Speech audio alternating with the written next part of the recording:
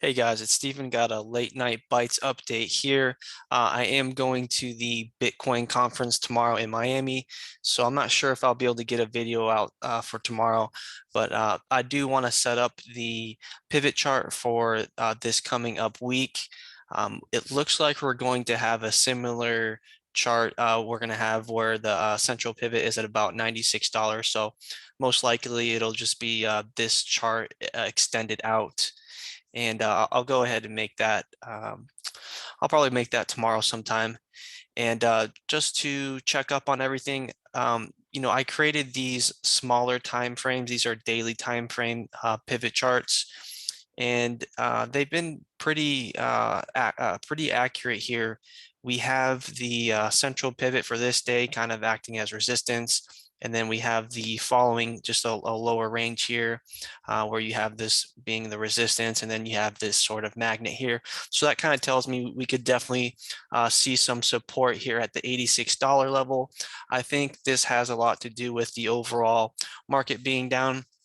So you see the Ethereum price being down, and what ends up happening is as the price of Ethereum goes down, the US dollar price of Bytes comes down, but the US dollar price will find support, and that's how you'll start to see a stronger Bytes to Ethereum ratio. So that's what I'm expecting. I'm expecting the price of Bytes to come and find support. And if Ethereum doesn't find support, I do look for that ratio to start stepping up and doing a lot better.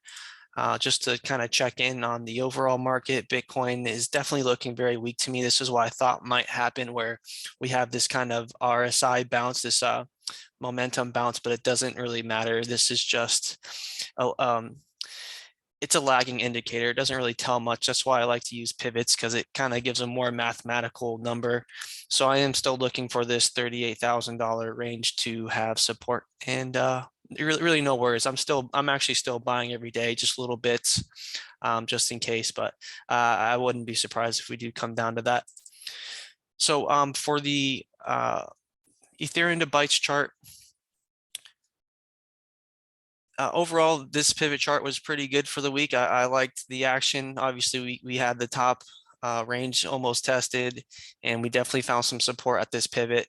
And the central pivot act as a magnet as it should.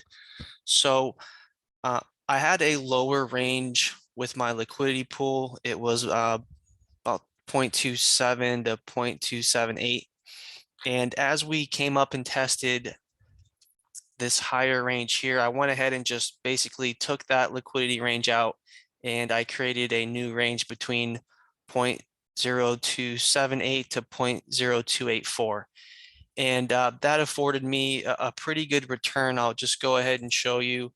It's been about 30 hours now, and I've been able to make well over 10% on in fees just in that short period of time. So I did use the most aggressive range, and I just basically got lucky. And sometimes you got to do that. My thinking was I wanted to kind of sandwich this price here, so I do still have this top range here. So I kind of have this buy sell mechanism where I can basically just buy this dip, and then if it goes back above, sell this, and then just hope that the price doesn't stay too long and outside of my range, which was from 0.284 to 0.229. Just hope that not too much volume happened in there. And that's what happened. So maybe I could start taking some of these positions out, but the fact that I've made 10% in one day, that really affords me to, the way I look at it, I was basically able to just say I'm buying it at $90. I'm just comparing my liquidity pool to buying the token. So instead of just buying the token at $90, what I'm basically doing is affording myself some time so that if it does go up 10%, say it goes to the central pivot, well, I'm still about even. And I've still made about the same amount of money as if it did go that far. So it definitely gives me some flexibility, and I can kind of chase if I need to.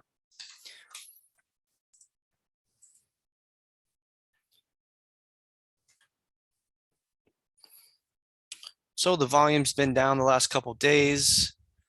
It's actually peaking back up today, so we are going to start seeing some higher volume, but 1.12 million for the 16th, which was now yesterday, because I'm doing this pretty late at night.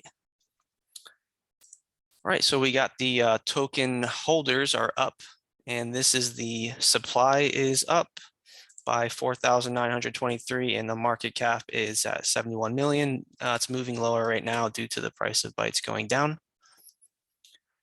And yep, just to update on this range, the 0.0273, I closed that with about $1,600 in profit over 3 days. Not bad. And I still have this one open. It's not really getting much action right now because that's just above this this line here. So not much going on with that position, but this position has been very, very good over the last day. And for the citizen floors, they're holding about the same. There's really not too much happening. There's still a 75 ETH just sitting out there on the yield floor. And we still have just a handful of outer identities at this 9 ETH area. And just to update from my previous video, I was talking about the passaways on Theta drop. Overall, I would say it was a pretty successful drop. I went ahead and purchased this one off the floor for about $240. This is the one that I got off of the drop, and the market's been holding steady. It was a $200 mint, and yeah, I mean, if you just hold these, it was an easy double at one point. So overall, pretty successful. I'm just really looking forward to what they're going to be able to create with their staking. What they're going to be able to create with their, their token, and also the gaming aspect being on Theta Network. So just wanted to catch you guys up on that. So that's it for today. If you have any questions, let me know, and I'll catch you next time.